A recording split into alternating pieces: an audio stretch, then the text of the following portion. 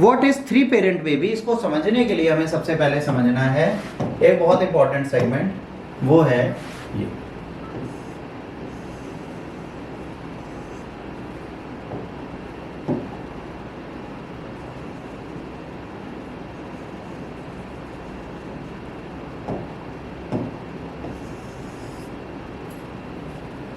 ये है बेटा स्पर्म, ठीक, ये क्या है, ये है बेटा स्पर्म, ठीक।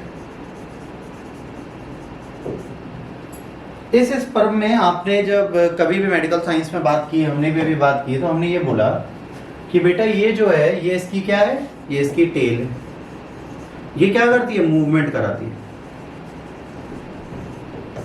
अब आपने टर्मिनोलॉजी सुनी होगी, स्पर्म वीक है। जैसे एक बच्चा प्रेग्नेंट है, एक मेल फीमेल को प्रेग्नेंट नहीं कर पा, स्पर्म काउंट भी सही है, तो जब उसकी जांच होती है तो वहां ये पता चलता है इसका स्पर्म वीक है। इसका स्पर्म वीक है मतलब क्या, ये जो टेल है इसका मूवमेंट स्लो, या टेल में मूवमेंट है ही नहीं, तो क्या होगा, जब ये ओवा की तरफ जाएगा तो ये तेजी से फ्यूज नहीं करेगा, मतलब इसे इंड्यूस नहीं कर पाता, इसके अंदर नहीं घुस पाता, तो डिलीवरी होनी नहीं, प्रेगनेंसी कभी आनी नहीं। तो हम क्या करते हैं, इसके मूवमेंट को बढ़ाने की कोशिश करते हैं। या कभी इनफर्टाइल है तो उसकी टेल मूवमेंट है ही नहीं, ये है ही नहीं, तो इनफर्टाइल स्पर्म होता है, ठीक। अब जब स्पर्म मूव करता है तो ये जो भाग है, ये सिर्फ ये भाग अंडे के अंदर जाता है, ये इकलौता भाग है जो किसके अंदर जाता है, एग के अंदर जाता है, दूसरा भाग नहीं जाता। मतलब ये जो माइक्रोकॉन्ड्रिया है, माइक्रोकॉन्ड्रिया मेल का कभी भी किसी बेबी की बॉडी में नहीं जाता।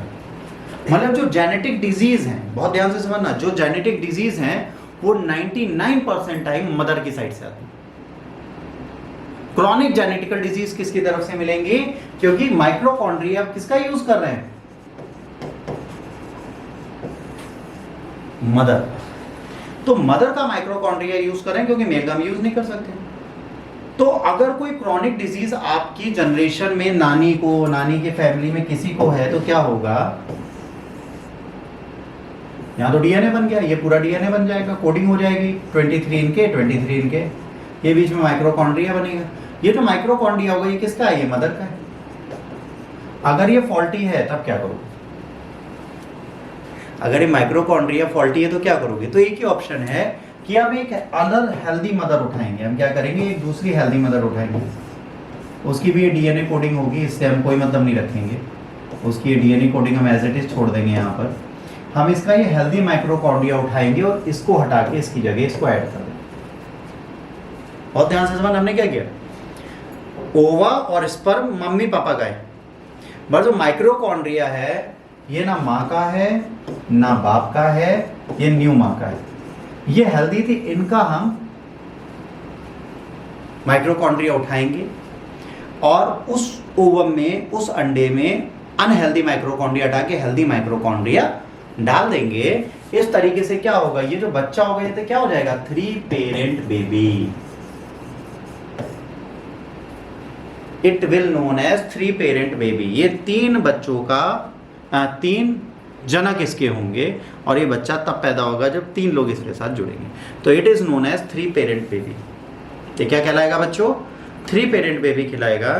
और इसमें हमें कुछ नहीं करना है, फर्टिलाइजेशन के बाद जब जायगोट बनेगा तो हमें कुछ नहीं करना होता, हमें सिर्फ जो हमारा न्यूक्लियस होता है, डोनर एग सेल्स का न्यूक्लियर हटा देते हैं, ठीक है। डीएनए सेम रहते हैं, न्यूक्लियर जो बीच में ये जो न्यूक्लियर है इसको हटा देते हैं ताकि अनहेल्दी चीजें निकल जाएं और हेल्दी न्यूक्लियर यहाँ पे डाल दें और जो बेबी पैदा होगा वो हेल्दी पैदा हो पाए, ठीक।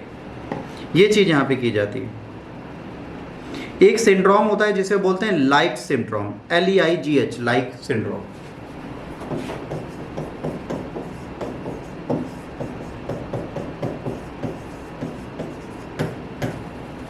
ये सिंड्रोम जनरली किससे आता है, मम्मी से।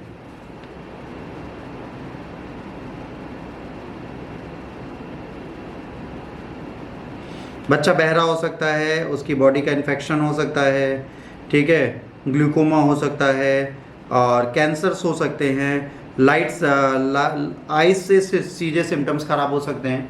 तो अगर ये सिंड्रोम किसी की बॉडी में आ रहा है तो हमें 3 पेरेंट बेबी के कॉन्सेप्ट में जाना पड़ेगा।